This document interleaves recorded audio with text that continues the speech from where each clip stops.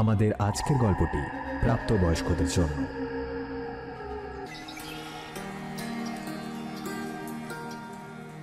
তখন ছিল গ্রীষ্মকাল। দাবদাহের রেশটা গায়ে মেখে দিনগুলো বেশ ভালোভাবেই কেটে যাচ্ছিল।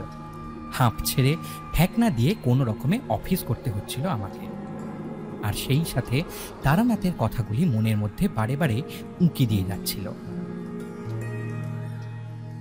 প্রায় কয়েক মাস ধরেই তারানাথের দর্শন ঘটেনি। ভাবছিলাম তার সাথে আবার জমিয়ে আড্ডা মারা না গেলে একেবারেই ভালো লাগবে না। একটা সামান্য মাইনের চাকরিতে কি আর তত্তর করে উন্নতি ঘটে, নাকি হাতে সেভাবে টাকা আসে? চাইলেই যদি এই দুনিয়ার সবকিছু হয়ে যেত, তাহলে অসম্ভবকে সম্ভব করে ফেলতে মানুষকে খুব বেশি পরিশ্রম করতে হতো না। কয়েকদিন ধরেই স্বপ্ন দেখছিলাম, ভয়ানক স্বপ্ন।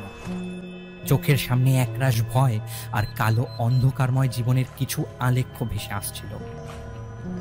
কিছুতেই এই সকল বিষয়গুলির থেকে নিস্তার লাভ করতে পারছিলাম না। মনটা বারে বারে কচকচ করেই চলেছিল। কতক্ষণে তারানাথের দর্শন পাব, কতক্ষণে তার সাথে সাক্ষাৎ ঘটবে। এই সব ভেবেই আমি দূরতিক্রম্য এই জীবনের সাথে লড়াই চালিয়ে যাচ্ছিলাম। পরিস্থিতির সাথে মোকাবিলা করাই কিন্তু মানুষের জীবনের অঙ্গ। এটা জানা সত্ত্বেও আমার ওই আদরের বন্ধুটি সর্বদা তন্ত্রমন্ত্রেই বিশ্বাস জমিয়ে বসে থাকত। আহা, এখনো বুঝলেন না কার কথা আমি বলছি? আরে বাবা, সাধের কিশোরীর কথা। আসলে তাকে বুঝিয়ে বুঝিয়ে আমি ক্লান্ত। তবুও কোথাও না কোথাও মনে হয় তার সাথে থাকলে তারানাথের দর্শন লাভ হলেই সমস্ত বিপদ একেবারে ফুরুত করে উড়ে যাবে।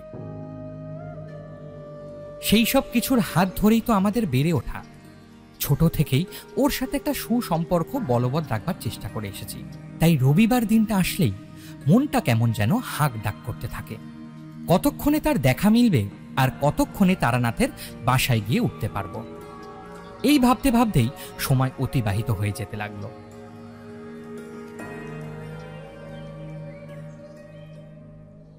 হঠাৎ সিঁড়ির দরজায় তার আগমনের প্রতিধ্বনি বেজে উঠল। সে আসছে, এটাতেই যে শান্তি। যাক, নিজের মনকে এক তপস্বীর মতো প্রস্তুত করে ফেললাম। এবারে তাহলে সেই মহাপুরুষের সাক্ষাৎ দর্শন মিলবেই।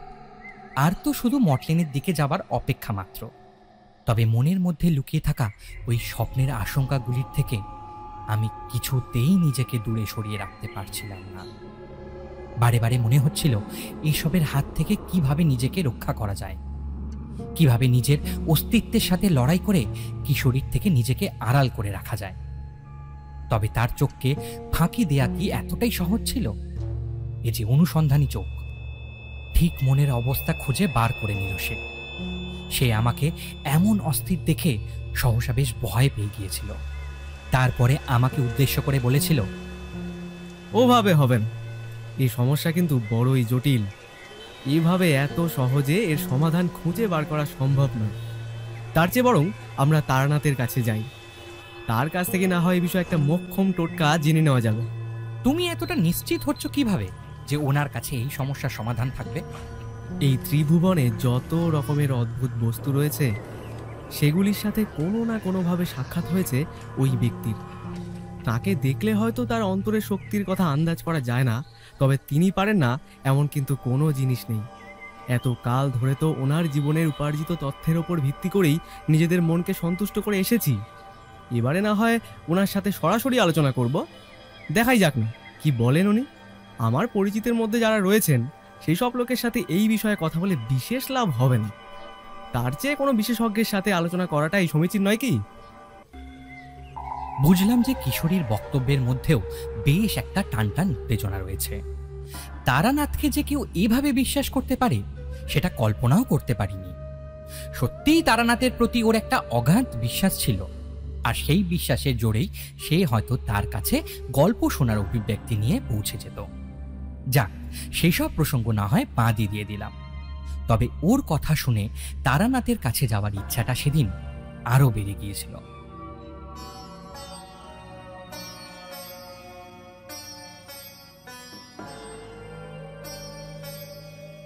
তারানাথের বাড়ি যাবার জন্য নির্দিষ্ট দিন ছিল ওই রবিবার। সপ্তাহের মধ্যে ওই একটি দিনই আমি ক্ষণিকের বিরাম নিতাম। তবে তারানাথের গল্প শোনার ঝোঁকটাকে ভুলে বাড়ি বসে আয়েশ করতেও ইচ্ছা করতো না। পা এমনিতেই মঠ লেনের ওই বাড়িটির দিকে অগ্রসর হয়েই যেত।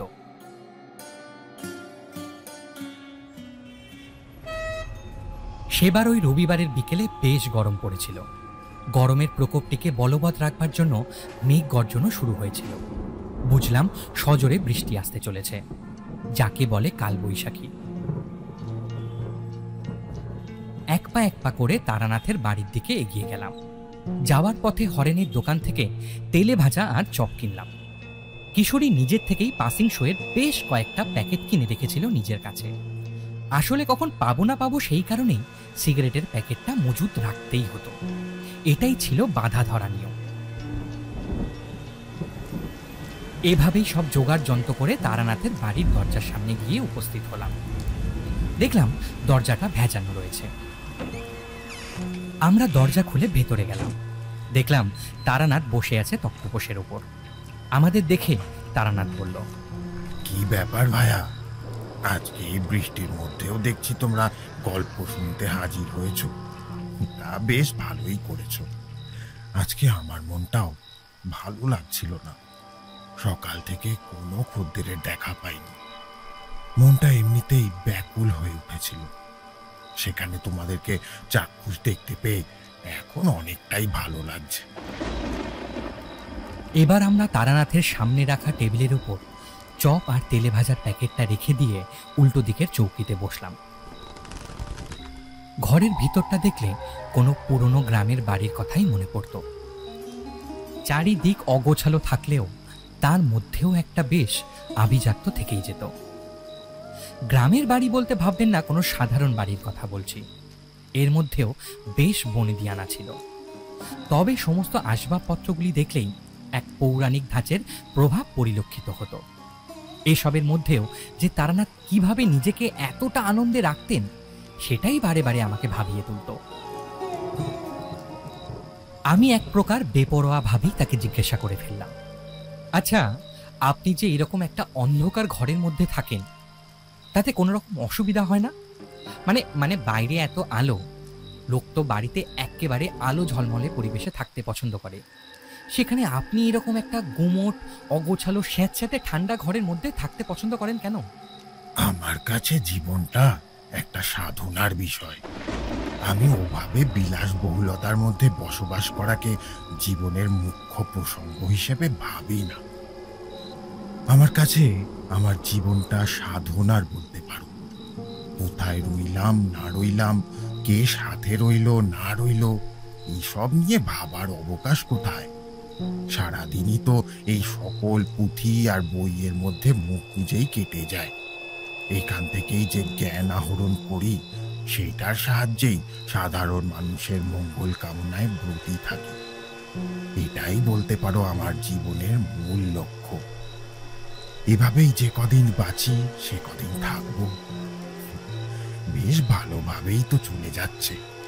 তবে নিজের কথা না ভাবলেও মেয়ের দিকটা তো ভাবতেই হয়।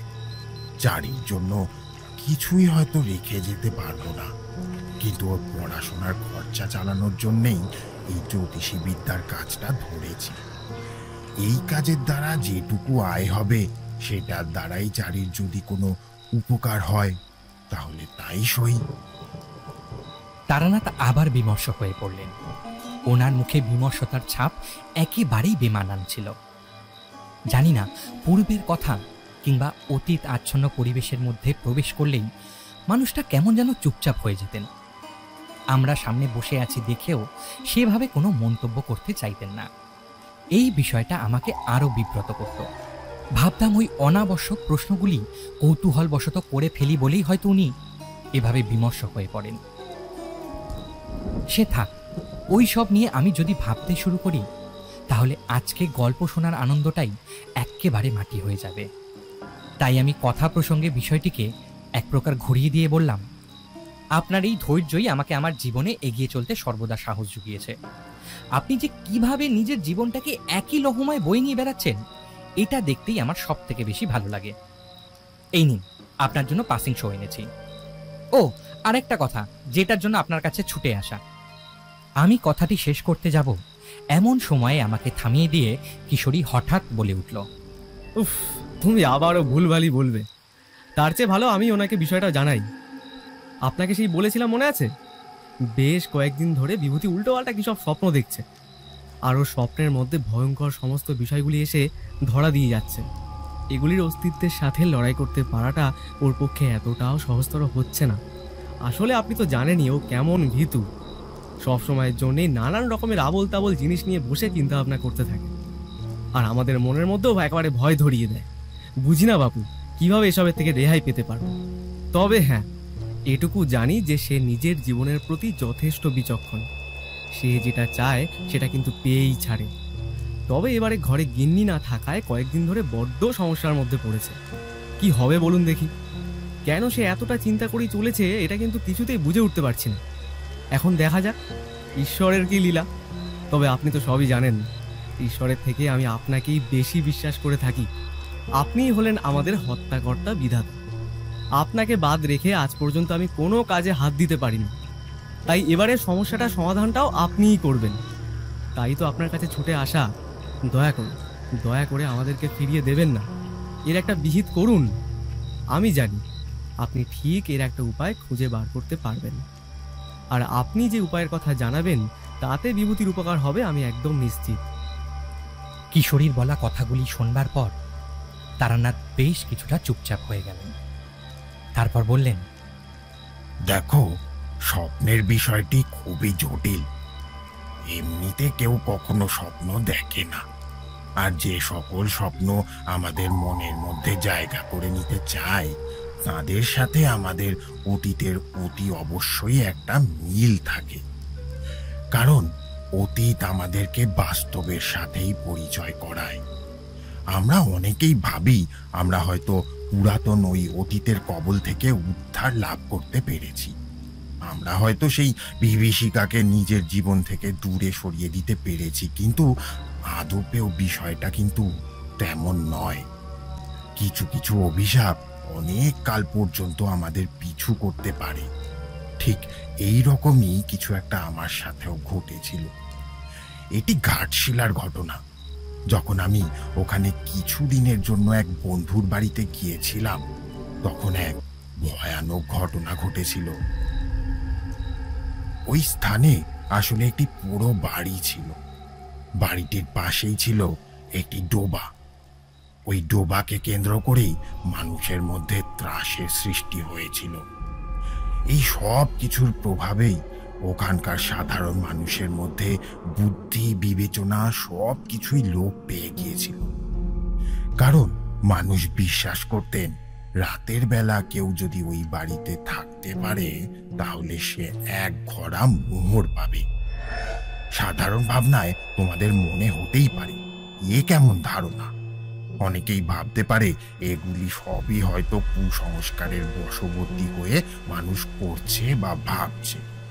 কিন্তু ঘটনাটা একটি বিষয়কে কেন্দ্র করেই আবর্তিত হয়েছিল। ওই গ্রামের এক মানুষ নাকি একদিন রাতে সেখানে থেকেছিলেন। এরপরে সকালে তিনি দেখেন তার পাশে এক ঘোড়া মোহর পড়ে রয়েছে। মোহরের ঘোড়াটিকে সঙ্গে নিয়ে বাড়িতে ফিরে এসেছিলেন তিনি।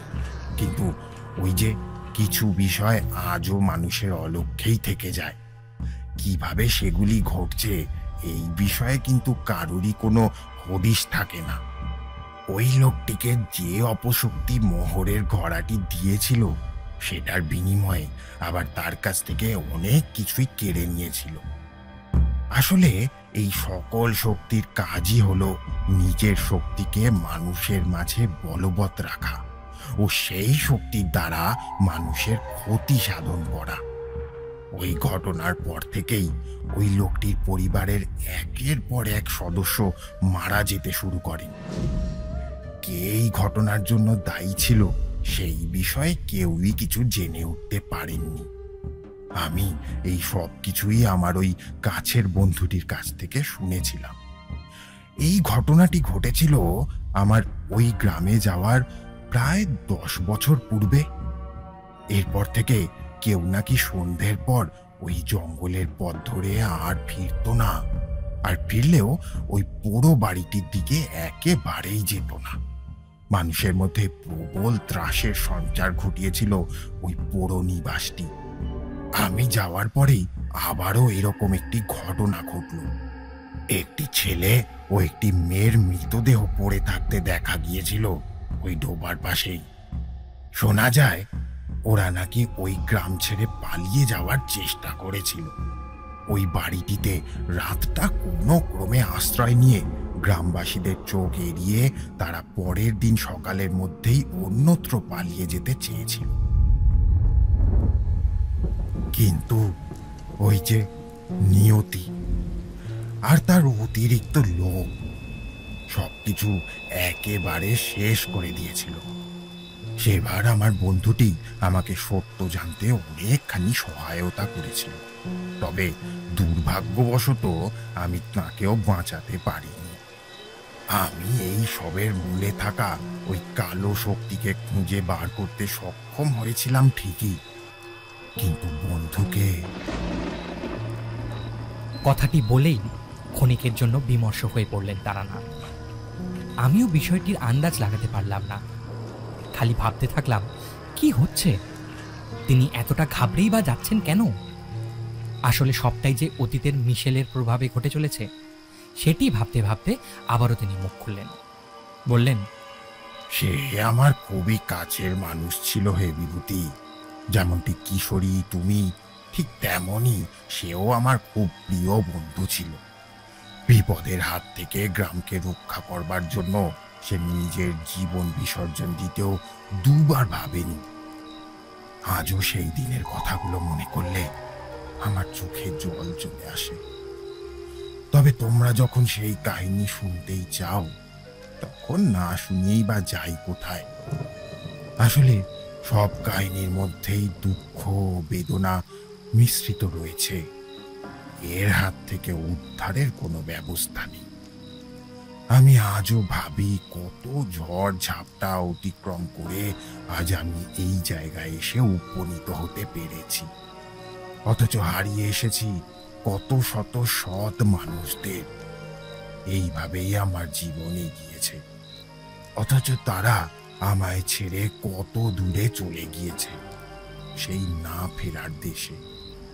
বন্ধুত্ব বড়ই পবিত্র সম্পর্ক হে বিভূতি। কিশোরীর পাশে থেকো সর্বদা, তার সমস্ত বিপদে ওর পাশে থেকো। কিশোরী দেখলাম তারানাথের কথা শুনেই অশ্রু নিমজ্জিত কণ্ঠে বলে উঠল, সে আর বলতে কাকাবাবু, ওই তো আমার একমাত্র ভরসা। ওকে ছাড়া আপনার কাছে গল্প শুনতে আসবার কথা তো ভাবতেই পারি না। তবে এতক্ষণ আপনি কেবলই গল্পের সারবস্তুর বিষয়টি আমাদের সামনে তুলে ধরেছেন। এই গল্পের আসল রহস্য আশা করি অনেকটাই জটিল হতে চলেছে, তাই সেটি শোনবার আশায় আমি অধীর আগ্রহে অপেক্ষা করে রয়েছি। দয়া করে গল্পের আসল রসদ পরিসংখ্যানে সহায়তা করুন। বেশ, তবে তাই হোক। তাহলে তোমরা মন দিয়ে শুনতে থাকো এই মন খারাপের গল্প। তারানাথ শুরু করলেন। আমি আর কিশোরীও তখন মনোনিবেশ করে তার বলা গল্প শুনতে শুরু করলাম। তারানাথ বলে চললেন, ঘাটশিলার পাশ দিয়ে বয়ে যেত একটি ছোট্ট নদী। নদী উপকূলের ওই বিদীর্ণ অঞ্চলের মধ্যে মানুষের প্রাসঙ্গিকতা ছিল বলতে ওই ক্ষেত খামারের কাজ, অর্থাৎ চাষাবাদ। অনুর্বর জমির কারণে ফসল একেবারেই ফলানো সম্ভব হতো না। যেটুকু সম্ভব হতো তার দ্বারাই সকলে কুড়িয়ে বাড়িয়ে কোনো ক্রমে নিজেদের জীবিকা নির্বাহের কাজ চালিয়ে যেতেন। এক কথায় বলতে গেলে গ্রামটির বাহু খুব একটা সুঠাম ও পরিবেশ খুব একটা সুষম ছিল না। হয়তো এই কারণেই মানুষের মধ্যে ওই ধর্ম সম্পদের বিষয়টিকে নিয়ে এত ত্রাসের সঞ্চার ঘটেছিল। এইসবের প্রভাবেই মানুষের লোভ ও লালসার মাত্রা আরো ত্রিগুণ বৃদ্ধি পেয়েছিল। সাধারণের কাছে মানুষ অসাধারণ রূপে ধরা দিতে চাইছিলেন, আর সেখানেই এসে বাদ সাধল ওই পুরো বাড়িটি। সেই বাড়ির ভয়ার্ত ইতিহাসের প্রভাব ক্রমান্বয়ে গ্রামের মানুষের জীবনের উপরেও প্রভাব বিস্তার করতে শুরু করে দিয়েছিল। আর এইসবের দ্বারা মানুষের ভোগান্তির অন্ত ছিল না। তবে ওই যে বললাম, শুরুর পরেই শেষ, আবার অন্ত থেকেই আরম্ভের শুভ সূচনা। আমি সেই বিষয়টিকেই যথোপযুক্ত বলে মনে করতাম। এটিকে কাহিনীর রূপ না দিলে তোমরা দুটিতে আবার অনুধাবন করতে পারবে না। আমরা তারানাথের কথায় হেসে উঠলাম।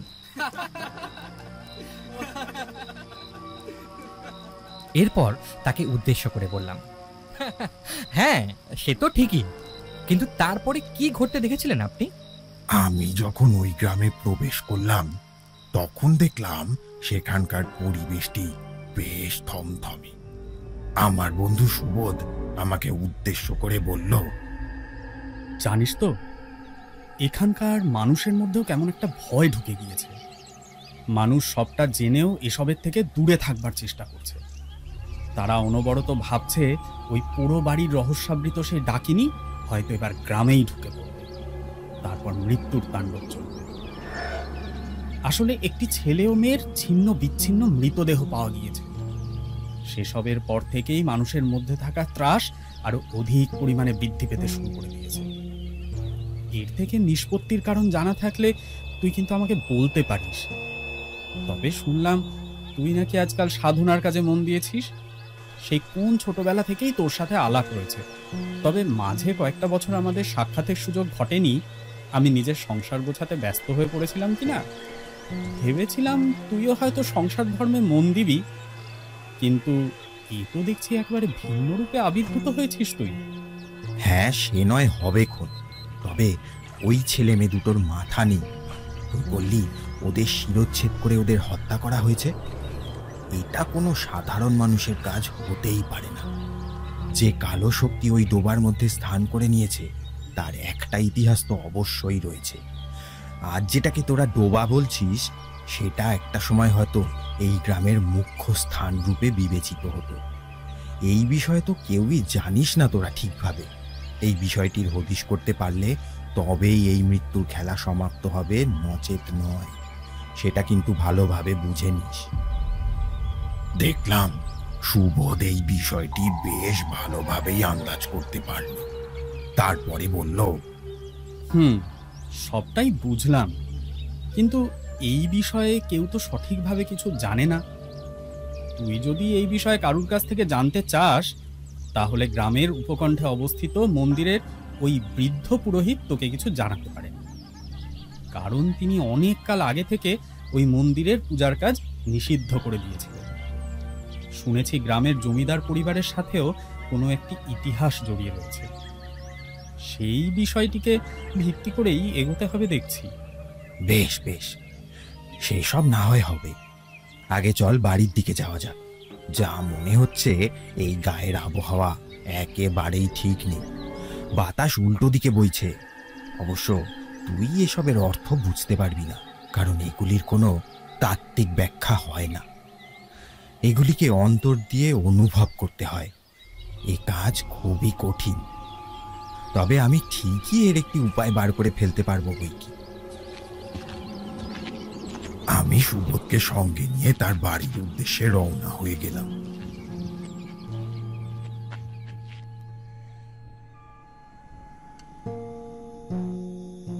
বাড়িতে পৌঁছে রাতের আহার সম্পন্ন করে বিশ্রাম করছি, এমন সময় জানলার কাছে কারুর কণ্ঠস্বর শুনলাম।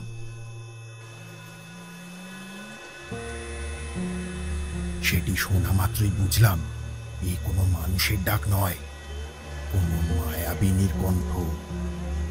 সে আমাকে কিছু একটা বলতে চাইছে।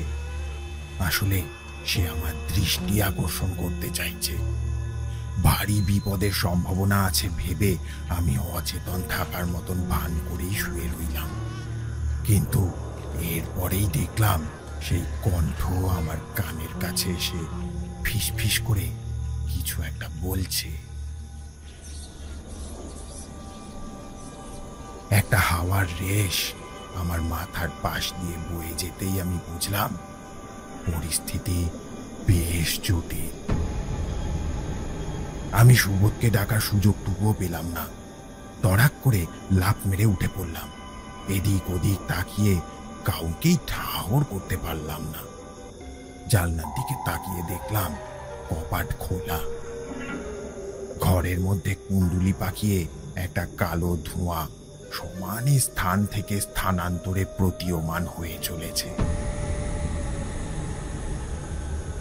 এভাবে আবহের সাথে সাথে সে কোন দিকে যেতে চাইছে ও কি বার্তা বয়ে নিয়ে যেতে চাইছে সেটি আন্দাজ করবার সুযোগ পেলাম না। ধোঁয়ার আবরণের দ্বারা ভেসে উঠল কিছু শব্দ, যেন বাতাস ফিসফিস করে ওই কথাগুলি আমার কানের সামনে বলে যাচ্ছিল। আমাকে মুক্তি দে, নাহলে আমি এখানে থাকা সমস্ত মানুষের জীবন শেষ করে ফেলবো। ওই জমিদার আমাকে যে শাস্তি দিয়েছিল সেই শাস্তির ভাগিদার ছিলাম না আমি।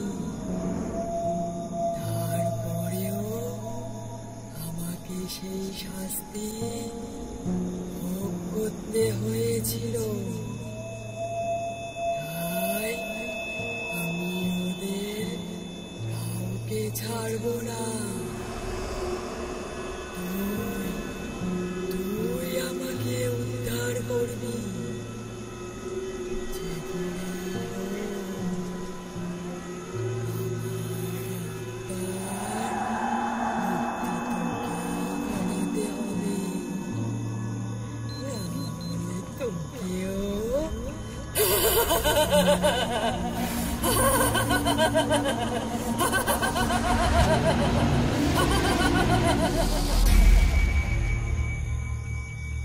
আমি মারাত্মক ঘাবড়ে গেলাম। সারা শরীর একেবারে ঘামে ভিজে গেল। সামনের দিকে তাকিয়ে যা দেখলাম তাতে নিজের চোখে বিশ্বাস করতে পারছিলাম না। নিমেষের মধ্যেই ওই ধোঁয়াশার আবরণ আমার চোখের সামনে থেকে কোথাও যেন গায়েব হয়ে গেল। সেই ডাকিনী অর্ধেক বিষয়টি জানিয়ে আমার চোখের সামনে থেকে গায়েব হয়ে গেল। আমি পাগলের মতন বাকি অস্তিত্বের সাথে লড়াই করতে থাকলাম। যদি কখনো কোনো রহস্য উদ্ঘাটিত হতে পারে, যদি কোনো বিষয় আরো স্পষ্ট হয়ে উঠতে পারে, কিন্তু না। জানি না কেন, তবে আমার শরীরের মধ্যে এক বিকট যন্ত্রণা শুরু করলো।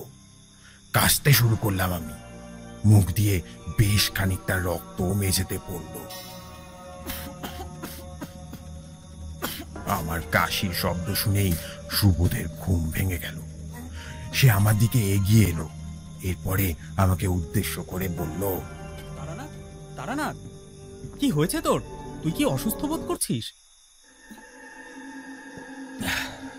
আমি বেশ কিছুটা জল খাওয়ার পরে সেদিন রাতের ঘটনাটি সুবোধকে জানালাম। সে বলল, বুঝলি তারানাথ, এমনটা আমার আরেক বন্ধুর সাথেও ঘটেছিল। আমি তোকে এই বিষয়টির কথা জানাইনি। আসলে ভেবেছিলাম এগুলো হয়তো সত্যি নাও হতে পারে, কারণ চোখের সামনে কোনো কিছুই সেভাবে নজরে পড়েনি।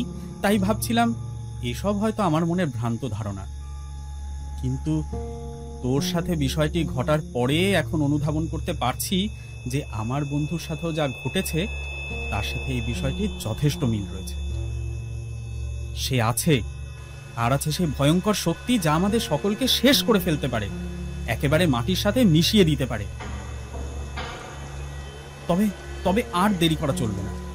কালকেই তোর একবার পুরোহিতের সঙ্গে দেখা করতে যাওয়া উচিত। আমি আমার বন্ধুকে হাত দেখিয়ে ইশারা করে বললাম, বেশ, ঠিক আছে। সুবোধ শুতে চলে গেল, কিন্তু আমার মনের মধ্যে লুকিয়ে থাকা ভয়টা রাতের কালো অন্ধকারের সাথে সাথেই আরো জোরালো হয়ে উঠতে শুরু করে দিয়েছিল। আমি পুরোহিতের সাথে সাক্ষাতের আগে ওই ডোবাটিকে দেখব বলে ঠিক করলাম। সেদিন রাতটা কোনো ক্রমে অতিবাহিত করে ফেললাম। ভোরের আলো ফোটার সাথে সাথেই আমি সুবোধকে আর কিছু জানালাম না, নিজেই বেরিয়ে ওই ডোবাটির দিকে অগ্রসর হলাম। ওই সময়ে ভোরের আলো ফুটলেও জঙ্গলের দিকটা ছিল কুয়াশায় ঘেরা। জঙ্গলের দিকে জলীয় বাষ্পের পরিমাণটা বেশি থাকবার কারণে ও লোকালয় কম থাকার কারণে বাতাস বেশ ভারী ছিল, আর ঠিক সেই কারণেই এমন পরিস্থিতি। তবুও আমি সেই কুয়াশার ঘেরাটোপকে অতিক্রম করে এগিয়ে যেতে শুরু করলাম। এমন সময় মনে হলো কেউ যেন আমার পাশে পাশে হাঁটছে। এক বিভৎস চেহারার অবয়ব নজরে পড়ল। মনে হলো এক লহমায় তাকে দেখতে পাওয়া যাচ্ছে, আবার পরক্ষণে সে হারিয়ে যাচ্ছে। ওই কুয়াশার মধ্যেই কোথাও তার অস্তিত্ব বিলীন হয়ে যাচ্ছে, তাকে আর কোনোভাবেই দেখতে পাওয়া যাচ্ছে না। আমার এই ভয়ের আভাসটি আমার হৃদস্পন্দন রোধ করে দেওয়ার জন্য যথেষ্ট ছিল। তবুও আমি মনের জোর নিয়ে এগোতে থাকলাম। পথের মাঝে একাধিক কাটা মুন্ডু পড়ে থাকতে দেখলাম। জানতাম এগুলি সবই ভ্রান্তি। খসখস শব্দটি ক্রমে আরো এগিয়ে আসতে শুরু করলো। আমি তখন তরতর করে ঘামছি। এমন সময় ফিসফিসিয়ে আবার কেউ বলে উঠল, তারানাথ, তোকে আমার মৃত্যুর রহস্য খুঁজে বার করতেই হবে, না হলে আমি সবার আগে তোকে শেষ করব। তারপর এই গ্রামের মানুষগুলিকে, এদের অন্তরে কোনো মায়া মমতা নেই। এরা সব কিছুর বিনিময়ে কেবল নিজেদের স্বার্থকে রক্ষা করতে জানে। যে করেই হোক নিজের লোককে চরিতার্থ করার জন্য এরা আমাকে শেষ করে ফেলেছিল। এদেরকে আমি কোনোদিনও ক্ষমা করব না। তবে ওইদিকে মানুষের রক্তে স্নান করে চলবে যতদিন না শাস্তি পাচ্ছে সেই জমিদার আর আর তার পরিবার।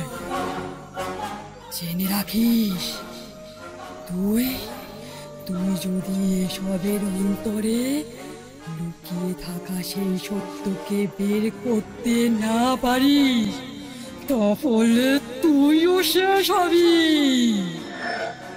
আমি বুকে সাহস সঞ্চয় করে বললাম, আমি বুঝতে পারছি ওই জমিদার তোর উপরে অনেক অত্যাচার করেছিল, কিন্তু কি হয়েছিল সে বিষয়ে তুই কেন আমাকে জানাচ্ছিস না? আমাকে কেন অন্যের কাছ থেকেই জানতে হবে? সব জানে ওই কুচক্রী পুরোহিত।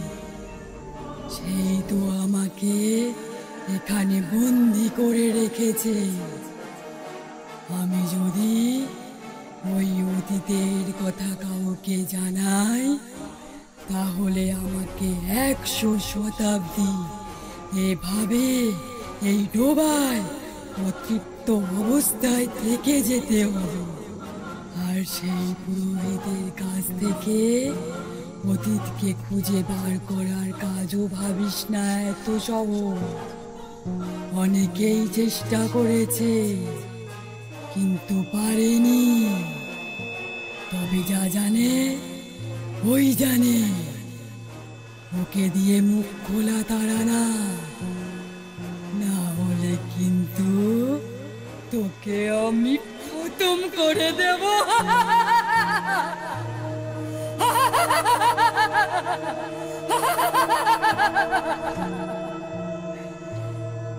আমি যদি মুক্তি না পেতে পারি, তাহলে তাহলে কেউ জীবিত থাকবি না, কেউ না।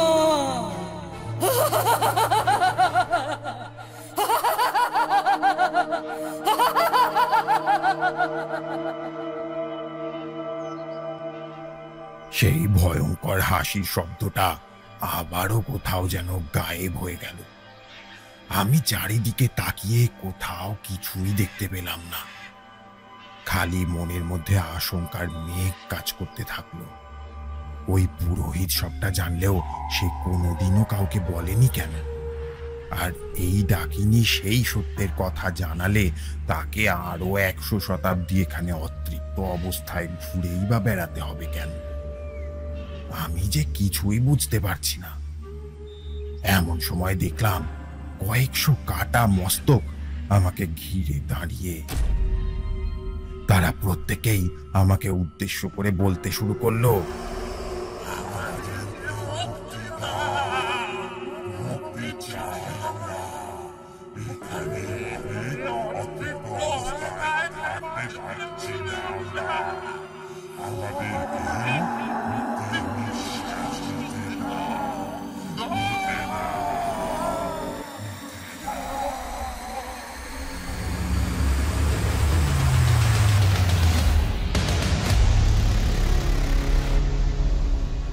আমি আর তাদের সম্মিলিত মৃত্যুর কোলাহলকে সহ্য করতে পারলাম না। ওখান থেকে কোনো রকমে বেরিয়ে দৌড়তে শুরু করলাম। জঙ্গলের রাস্তা ধরে দৌড়তে দৌড়তে কখন যে ওই মন্দিরের সম্মুখে এসে পড়েছি হুঁশ নেই। সামনের একটি পাথরের সাথে ধাক্কা খেয়ে উপুর হয়ে পড়লাম। এরপরে মাথাটা হঠাৎ বন বন করে ঘুরতে শুরু করলো। জানিও না কখন জ্ঞান হারিয়ে ফেলেছি। যখন চোখ খুললাম দেখলাম আমার সম্মুখে বসে রয়েছেন এক পুরোহিত। তিনি আমাকে উদ্দেশ্য করে বললেন, কি রে, কে তুই? আর এখানে এভাবে চলে এসেছিস কেন? তুই জানিস না এই গ্রামের লোকদেরকে একটি অভিশাপ তাড়া করে বেড়াচ্ছে? তুই কেন? কেউ এই ঘেরাটোপ থেকে উদ্ধার পেতে পারবে না। পুরোহিতের কথা শুনে আমি আরো ঘাবড়ে গেলাম। কে সত্যি বলছে আর কে মিথ্যে কিছুই আন্দাজ করে উঠতে পারলাম না। মনে হলো সবটাই আমি ভুল ভেবেছি। আমাকে এইসবের থেকে দূরে থাকতে হবে। তারপরেই চেতনার মেঘটা আরো পাহাড় প্রমাণ শক্তি নিয়ে আমার মনের মধ্যে ভিড় জমাতে শুরু করে দিল। আমি নিজের কৌতূহলকে প্রতিরোধ করতে না পেরেই বলে বসলাম, আমি তাকে দেখেছি। এই আপনি তো তাকে এই অভিশপ্ত জীবনযাপনের জন্য বাধ্য করে রেখেছেন। আর এই কারণে গ্রামের প্রতিটি মানুষের জীবন সংশয়ের সম্ভাবনা তৈরি হয়েছে। আমি জানি সবটা।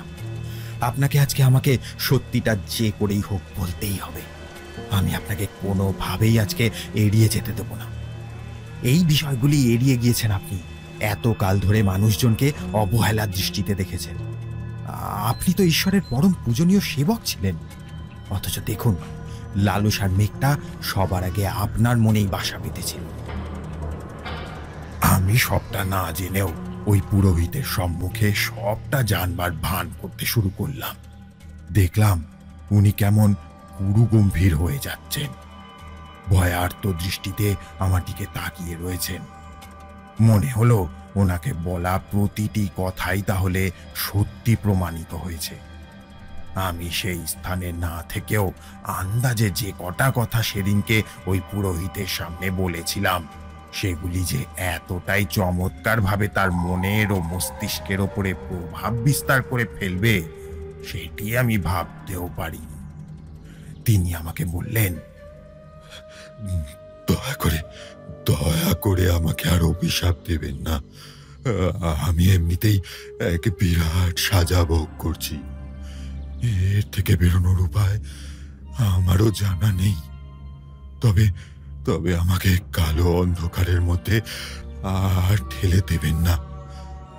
আমি আপনার দুটি পায়ে পড়ি। বুঝলাম লোকটি আমার বেশভূষা দেখে ভীষণভাবে ঘাবড়ে গিয়েছেন। এরপরে আমি গলার স্বর আরো চড়ালাম,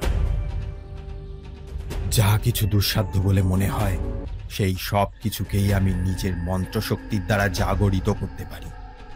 আপনি ভাবতেও পারবেন না আমি এক্ষুনি সেই ডাকিনীকে নিয়ে এসে আপনাকে শেষ করে ফেলতে পারি। সাধারণ মানুষের জীবনের সাথে যে খেলে সে কোনোদিন ঈশ্বরের পূজারী হতেই পারে না।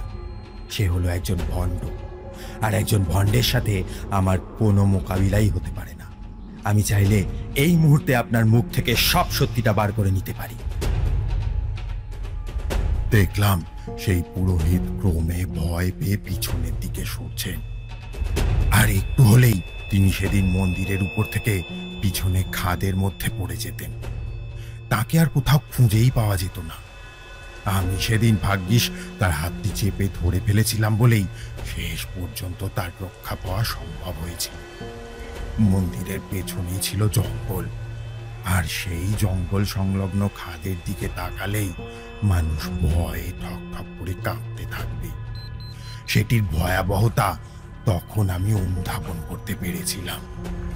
আমি পুরোহিতকে উদ্দেশ্য করে বললাম, আপনি যেটা জানেন বলুন, এভাবে বিষয়টিকে অন্যদিকে নিয়ে যাবেন না।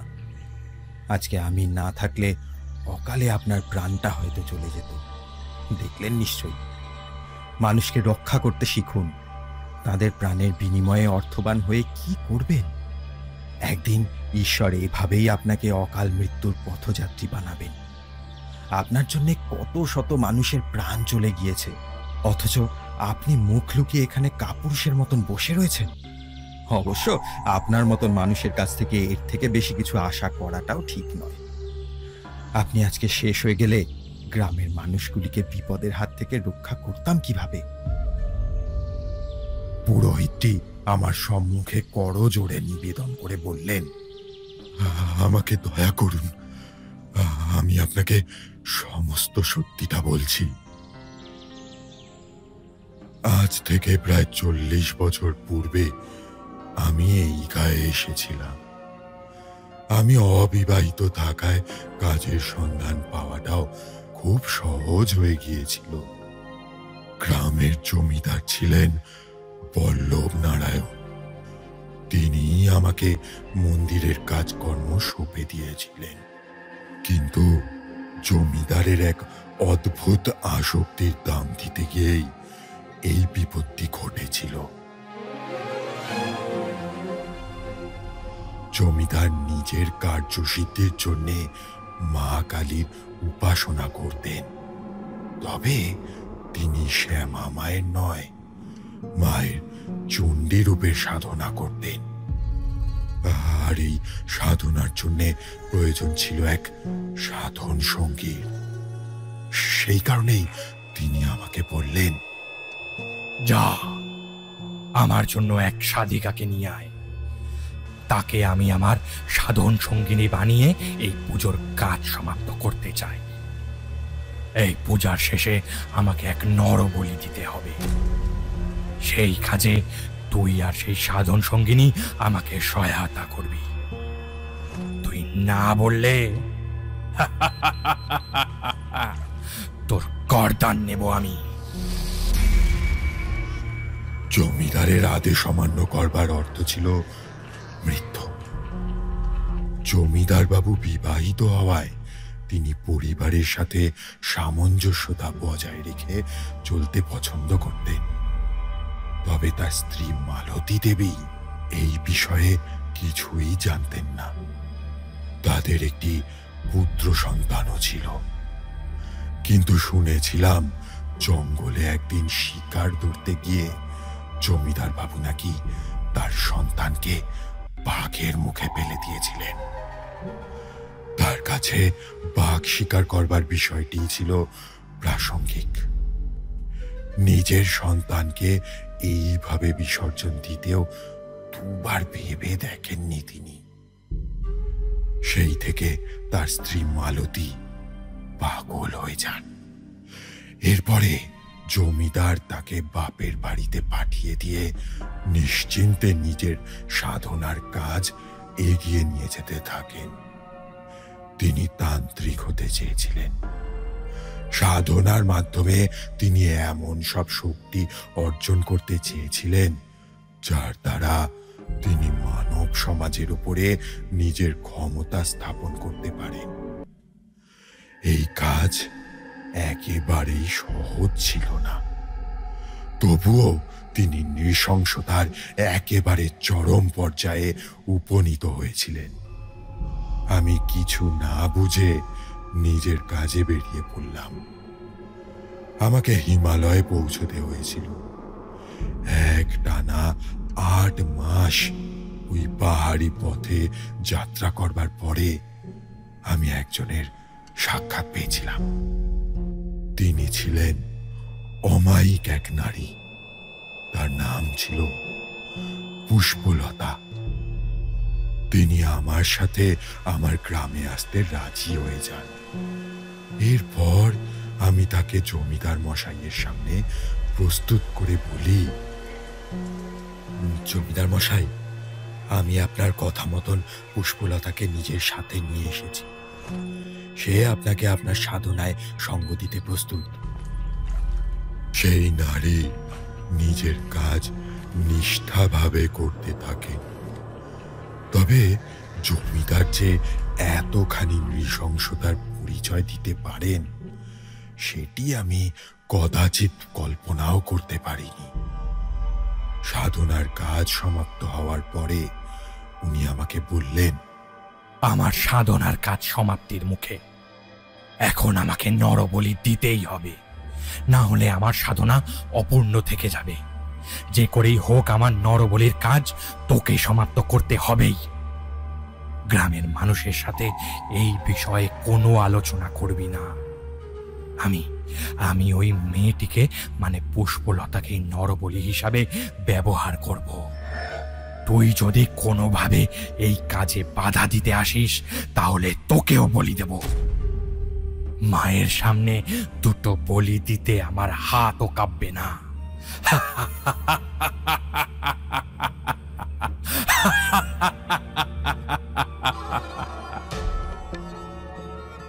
আমি এই কথা শুনে ভয়েতে ঠক ঠক করে কাঁপছিলাম।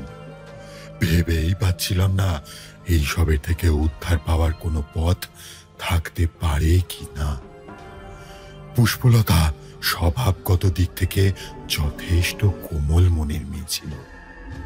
সে আমার বিশ্বাসের জোরেই এত দূরে এসেছিল, অথচ তার সাথেই যে এমন নৃশংসতা ঘটতে চলেছে এ কথা জানতে পারলে সে তো মরমে মরে যেত। আমি এই বিষয়টি অনুধাবন করা সত্ত্বেও পুষ্পলতাকে সেদিন কিছুই জানাতে পারিনি। এমনকি বলতে পারো তার অলক্ষ্যে আমি তার বলি দিয়েছিলাম।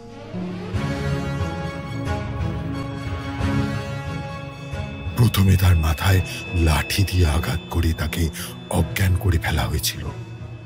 এরপর জমিদারের কথা মতন আমি বলির কাঠ সাজিয়ে মন্দিরের সামনে তাকে নিয়ে এসেছিলাম। বলি দেওয়ার আগে তাকে নদীর শুদ্ধ জল দ্বারা স্নান করানো হয়েছিল। এরপরে তার কপালে চন্দন এবং সিঁদুর লাগিয়ে তাকে বলির জন্য প্রস্তুত করা হয়েছিল। তার গলায় জবা ফুলের মালা দিয়ে হাড়ি কাঠে তার মাথাটি ঠেকানোর পরে জমিদার আমাকে উদ্দেশ্য করে বললেন, আমি মন্ত্র উচ্চারণ করব। এই মন্ত্র উচ্চারণের সাথে সাথেই এই খাড়ার আঘাতে এক কোপে তোকে পুষ্পলতার মাথাটিকে তার দেহ থেকে আলাদা করে দিতে হবে। মনে রাখবি, এক কোপেই যেন তার মাথাটি দেহ থেকে আলাদা হয়ে যায়। আমি এর পূর্বে কোনো দিন প্রাণী হত্যা করিনি, কিন্তু সেদিন আমাকে এই চরম নৃশংসতার সাক্ষী থাকতে হয়েছিল। আমি যে একটি নিরীহ মানুষের এত বড় ক্ষতি করতে চলেছি এটি ভাবার সাথে সাথেই আমার মনে হয়েছিল এবার আমার নরক গমন হোক। আমি আর এই মনুষ্য জন্ম চাই না। আমি এতদিন জানতাম জমিদার বাবু ঈশ্বরের চেতনায় নিজেকে নিয়োজিত করে রেখেছেন এবং তিনি ঈশ্বরের প্রতি সমানভাবে আসক্ত। মা কালীকে সন্তুষ্ট করতে চান, কিন্তু পরবর্তীতে বুঝেছিলাম তিনি খারাপ কাজ করে নিজের ক্ষমতাকে বৃদ্ধি করতে চেয়েছিলেন এবং তন্ত্রক্রিয়ার দ্বারা শুভ কাজে এই শক্তিকে না লাগিয়ে অশুভ কাজে লাগানোর জন্য তৎপর হয়ে উঠেছিলেন। তিনি এই সমস্ত দোষের ভাগীদার করে যেতে চেয়েছিলেন আমাকে। তাই এই বিষয়গুলির সাথে যুক্ত থাকা সত্ত্বেও তিনি বলির ক্রিয়া থেকে দূরে ছিলেন। কিন্তু শেষমেশ আমি বলি দিতে পারিনি।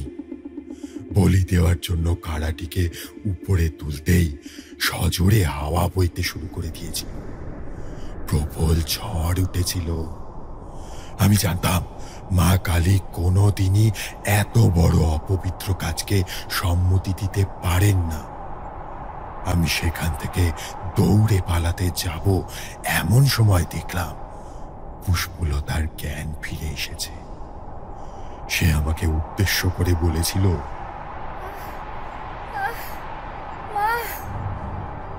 আমি জানি এই জমিদার আজ আমাকে এখান থেকে বেঁচে ফিরতে দেবে না, তবে তবে আমি তোকে অভিশাপ দিচ্ছি।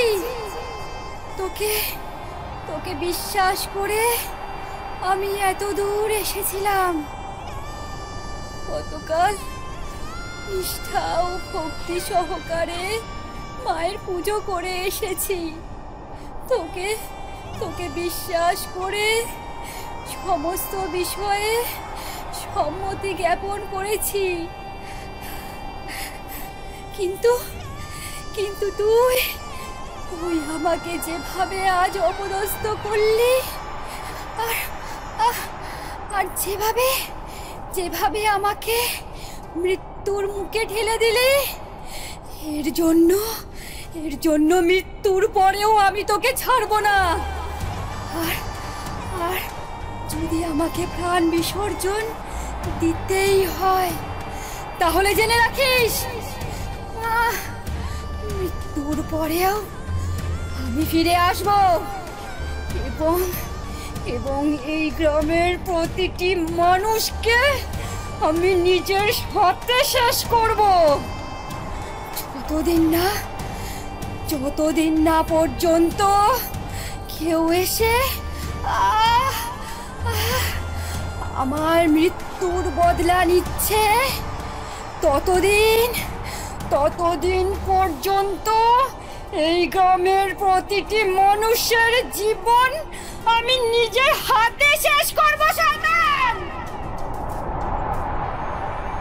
পুষ্পলতার বলা কথাগুলি শেষ হতে না হতেই দেখলাম জমিদার বল্লভ নারায়ণ নিজের হাতে খাড়াটি তুলে ধরেছেন। এরপরে পুষ্পলতার শিরের অংশটি থেকে কেবল রক্তক্ষরণ দেখতে পেয়েছিলাম।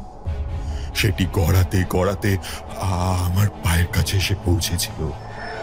ঠিক তৎক্ষণাৎ জমিদার আমাকে বললেন, হা করে তাকিয়ে দেখছিস কি? তুই বলে ওর কথায় ভয় পেয়ে গেছিলি। একটা সাধারণ মেয়ের কথায় এত ভয় পাওয়ার কোনো কারণ নেই। আমি এখন আমার সাধনার কাজ সম্পন্ন করতে পেরেছি। এবার আমি প্রবল শক্তিশালী হয়ে উঠব। এখন কেউ আমাকে কোনোভাবে প্রতিরোধ করতে পারবে না। আমি যে কোনো কালো শক্তিকে নিজের বশে নিয়ে আসতে সক্ষম। সেই শক্তির দ্বারা আমি আমার সমস্ত কামনা ও বাসনা পূর্ণ করে দিতে পারি। শোন, আপাতত জঙ্গলের মধ্যে থাকা ওই বড় ঘরটিতে নিয়ে গিয়ে পুষ্পলতার লাশটাকে ফেলে রাখ। ওই জায়গাটা অনেক দিন ধরেই পরিত্যক্ত অবস্থায় পড়ে রয়েছে। আমি একটা নির্দিষ্ট সময় বুঝে ওর দেহটিকে ওই দিঘির জলে ফেলে দেব। সকলেই জানে দিঘির জল এমনিতেই অভিশপ্ত। ওই দিঘিতে কেউ মাছ চাষ করে না। ওই দিঘির জল খেলে নাকি মানুষের মৃত্যু হয়। সেই দিঘির জলে যদি পুষ্পলতার লাশটাকে ফেলে দেওয়া হয় তাহলে কেউ টের পাবে না।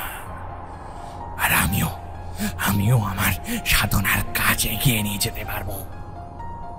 মনে রাখিস, এই কাজের দায়িত্ব আমি তোকে দিলাম। যদি কোনো রকম ভাবে এই কাজে বাধা সৃষ্টি হয়, তাহলে আমার থেকে খারাপ কেউ হবে না। জানিস, মানুষ খুন করতে আমার হাত কাঁপে না, একটুও কাঁপে না।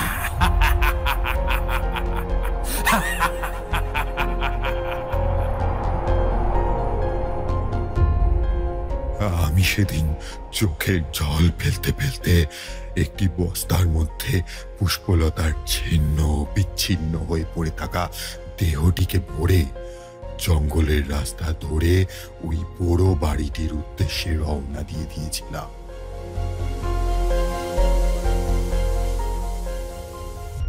ওই পরিত্যক্ত বাড়িটিতে লাশটিকে ফেলে রেখে চলে এসেছিলাম। এর পরের দিন জমিদার বাবু নিজে গিয়ে বেশ কয়েকটি মন্ত্র পাঠ করবার পর ওই বস্তার মুখটি লাল সুতো দিয়ে 12 বার পেঁচিয়ে নীল দিঘির জলে ফেলে দিয়েছিলেন। এর পরবর্তীকাল থেকেই গ্রামে অদ্ভুত অদ্ভুত সব ঘটনা ঘটতে শুরু করেছিল। আমি জানতাম এগুলির কারণ কি, এর পেছনে থাকা রহস্য কার সাথে নিজের সম্পর্ক তৈরি করছে, কার সাথে বেঁধে রেখেছে নিজের কাঠছড়া। কিন্তু সে আমার কোনো ক্ষতি করেনি। মৃত্যুর পরে সে ফিরে এসেছিল। জমিদার নিজের সাধনার দ্বারা অনেক শক্তি অর্জন করতে পেরেছিলেন ঠিকই, কিন্তু মা কালীর কোপ থেকে তাকে রক্ষা করা সম্ভব হয়নি। একদিন মা কালী তাকে দর্শন দেন এবং তারপরে শিরচ্ছেদ করে তার হত্যা করেন। তার পরিত্যক্ত দেহটি গ্রামের মন্দিরের বাইরে চাতালে পড়ে থাকতে দেখা গিয়েছিল। আমি এই বিষয়টি জানতে পেরেছিলাম মা কালীর দ্বারা প্রাপ্ত এক স্বপ্নাদেশের মধ্যে দিয়ে। তিনি আমাকে বলেছিলেন, যতদিন না পর্যন্ত কোনো সিদ্ধ পুরুষ এসে পুষ্পলতার মৃতদেহটিকে ওই দিঘির জল থেকে তুলে তার সৎকারের ব্যবস্থা করছে, ততদিন পর্যন্ত আমি এই মন্দিরে অচল অবস্থায় থাকব। এতদিন পর্যন্ত আমি গ্রামের মানুষকে রক্ষা করে এসেছি, কিন্তু এই জমিদার যে চরম অন্যায় করেছে তার শাস্তি তোদের সকলকে ভোগ করতে হবে। আমি এখানে জাগ্রত প্রতিমা হিসেবে অবস্থান করব, কিন্তু কারুর পূজা আমি নেব না, কারণ পুষ্পলতা আমার একনিষ্ঠ ভক্ত ছিল, আর তাকে নৃশংসভাবে শেষ করেছে ওই জমিদার। তাই আমি তাকে শাস্তি দিয়েছি। পুষ্পলতা এখনো জানে এই জমিদার হয়তো জীবিত রয়েছে, তাই সে ততদিন পর্যন্ত এই বিনষ্টীকরণের কাজ সম্পাদন করে যাবে যতদিন না পর্যন্ত সে জানবে এই জমিদার শেষ হয়ে গিয়েছে। অথচ তুই তাকে কিছুই জানাতে পারবি না, কারণ সে তোর উপরেও রুষ্ট। সে এখন প্রেতাত্মা হয়ে গিয়েছে। নিজের মৃত্যুর প্রতিশোধ নেওয়ার জন্য সে ভয়ঙ্কর রূপ ধারণ করবে। তবে আমি তোর কোনো ক্ষতি হতে দেব না, যতদিন না পর্যন্ত সেই সিদ্ধ পুরুষের পদধূলি এই গ্রামে পড়ছে, আর তুই তাকে সমস্ত ইতিহাস জানাতে পারছিস, ততদিন পর্যন্ত আমি তোকে রক্ষা করব। পুষ্পলতার আত্মার শান্তি না হওয়া পর্যন্ত আমি তাকে প্রতিরোধ করতে পারবো না, কারণ শুভ এবং অশুভের মধ্যে সামঞ্জস্যতা বিধান করাই ঈশ্বরের কাজ। আমি তাকে রক্ষা করব এমনটাই কথা দিয়েছিলাম, কিন্তু নিয়তির কাছে ঈশ্বর নিজেও হেরে যেতে বাধ্য। আমিও হেরে যেতে বাধ্য হয়েছি। আমি যা বললাম সেটাই সত্য হিসেবে বিবেচিত হবে। একদিন এক সিদ্ধ পুরুষের পদধূলি পড়বে এই গ্রামে। তার কাছে সমস্ত ইতিহাস তোকে জানাতে হবে। এরপর আমি তার মার্গদর্শন করাবো। ততদিন তুই এই মন্দিরেই থাকবি, এখান থেকে অন্যত্র যাওয়ার চেষ্টাও করবি না। গ্রামের মানুষেরা তোকে আহার্য প্রদান করবে, দুবেলা অন্নের সংস্থান হয়ে যাবে তোর, সেই বিষয়ে ভাবতে হবে না। সেই সিদ্ধ পুরুষের কাছে প্রতিটি সত্য কথা বলতে তুই বাধ্য থাকবি।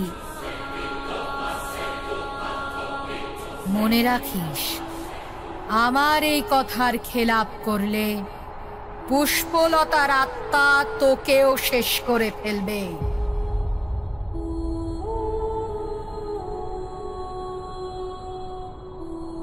এই বলেই দেবী অন্তর্ধান হয়ে গিয়েছিলেন। আমি এই সত্যিটা কোনো দিন কাউকে জানাতে পারিনি। আপনার মুখ থেকে এই বিষয়গুলি শুনবার পর অনুধাবন করতে পেরেছিলাম যে আপনি সেই সিদ্ধ পুরুষ। আপনার সাক্ষাৎ দর্শন পেয়ে আমি সত্যি বিমুগ্ধ হয়েছি। আপনি পারেন এই গ্রামকে সেই অভিশাপের কবল থেকে রক্ষা করতে। তার জন্য আপনাকে পুষ্পলতার ছিন্ন বিচ্ছিন্ন দেহটিকে দিঘির জল থেকে তুলে তার সৎকারের ব্যবস্থা করতে হবে। এই কাজে আমি আপনাকে সাহায্য করব, তবে রাতের অন্ধকারে আমাদেরকে এই কাজ সম্পন্ন করতে হবে, কারণ গ্রামবাসীরা এই বিষয়ে কিছুই জানেন না। তাই তাদের অলক্ষ্যে এই কাজ আমাদেরকেই সম্পন্ন করতে হবে। আমিও সেই পুরোহিত সেদিন দুপুরটা ওই মন্দিরের দাওয়ায় বসেই কাটিয়ে দিয়েছিলাম।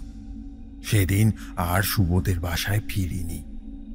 জানতাম সে চিন্তা করবে, কিন্তু তারপরেও ফিরতে পারিনি, কারণ নিজের কাজ সমাপ্ত না হওয়া পর্যন্ত আমার পক্ষে কাউকেই বিষয়টি জানানো একেবারেই সম্ভব ছিল না। ঠিক সেই কারণেই আমি পুরোহিতের সাথে রাতের অন্ধকারে ওই দিঘির দিকে এগিয়ে যাওয়ার সিদ্ধান্ত নিয়ে ফেলেছিলাম।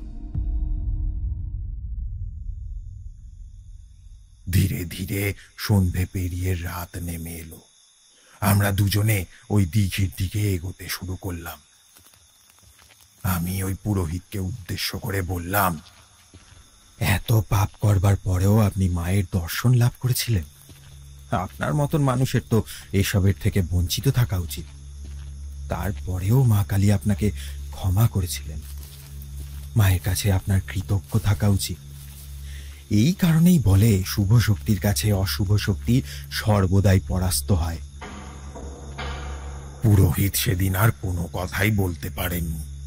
রাতের অন্ধকারে ওই দিঘির কাছে পৌঁছানোর পরে আর কোনো কিছুই আমাদের নজরে পড়ছিল না।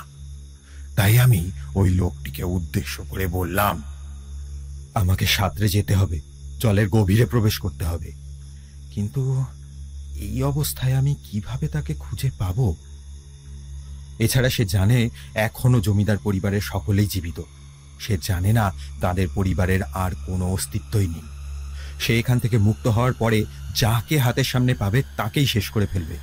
কাজেই আপনি সন্তর্পণে থাকবেন, না হলে কিন্তু বিপদ আরো বাড়বে। সময় যত অতিবাহিত হবে, গ্রামের মানুষের ওপর সংকটের মেঘটা আরো বেশি করে জমাট বাঁধবে। একটি নির্দিষ্ট সময়ের মধ্যেই কাজটি সম্পন্ন করতে হবে। আমি মাকে মনে মনে স্মরণ করতে থাকলাম। এমন সময়ে এক দিব্য জ্যোতি আমার চোখের সামনে ফুটে উঠল। পুরোহিতকে এই বিষয়ে জিজ্ঞাসা করতে তিনি বললেন, তিনি কিছুই দেখতে বা শুনতে পাননি। বুঝলাম, মা কেবল আমাকেই পথ দেখাতে চাইছেন। আমি আর অপেক্ষা করলাম না, সেই দিব্য জ্যোতিটিকে লক্ষ্য করে এগিয়ে চললাম। ওই নোংরা আবর্জনায় পরিপূর্ণ ডোবার মধ্যে কোনো ক্রমে শরীরটিকে নিয়ে অগ্রসর হলাম। এরপর দেখলাম সেই জ্যোতি আমাকে লক্ষ্য করে এগিয়ে চলেছে।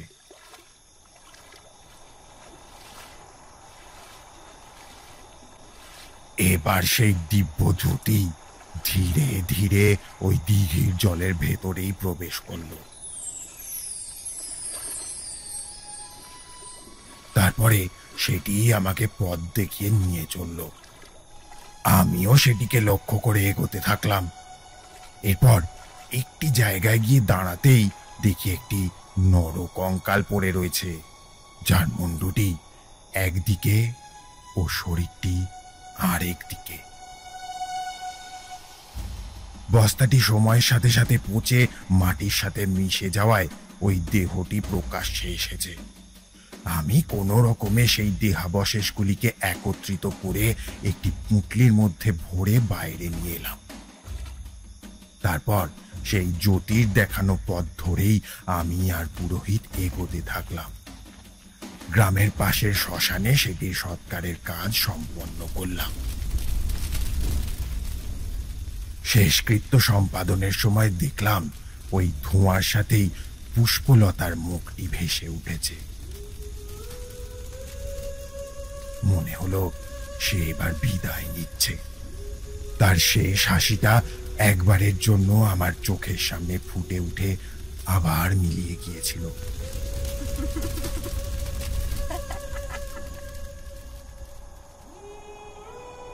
সেদিন সুবোধের সাথে ঘটে গিয়েছিল এক দুর্ঘটনা।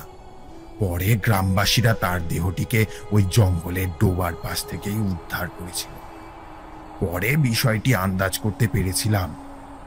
আমার খোঁজ না পেয়ে সে লুকিয়ে আমার পিছু করেছিল, আর এ মতাবস্থায় ওই ডোবার থেকে মুক্ত হয়ে সেই ডাকিনী তাকে শেষ করে ফেলেছিল। সে ভেবেছিল সুবোধ এই কাজে বাধা দিতে এসেছে। এই অনাবশ্যক ঘটনাটি আমার অলক্ষ্যেই ঘটে গিয়েছিল সেদিন। আমি জানলে সুবোধের সাথে এমনটা কোনো দিন ঘটতে দিতাম না। এটাই ছিল নিয়তি। তাই সেদিন সবটা সম্পাদন করেও আমি অপূর্ণই থেকে গিয়েছিলাম। হয়তো মায়েরও এটাই ইচ্ছে ছিল। কিছু কিছু ঘটনা আমাদের হাতে থাকে না, তা এমনিতেই ঘটে যায়। তাদের প্রভাবটা আজীবন আমাদের জীবনে থেকে যায়, কিছু স্মৃতি হয়ে আর কিছু বিস্মৃতি হয়ে।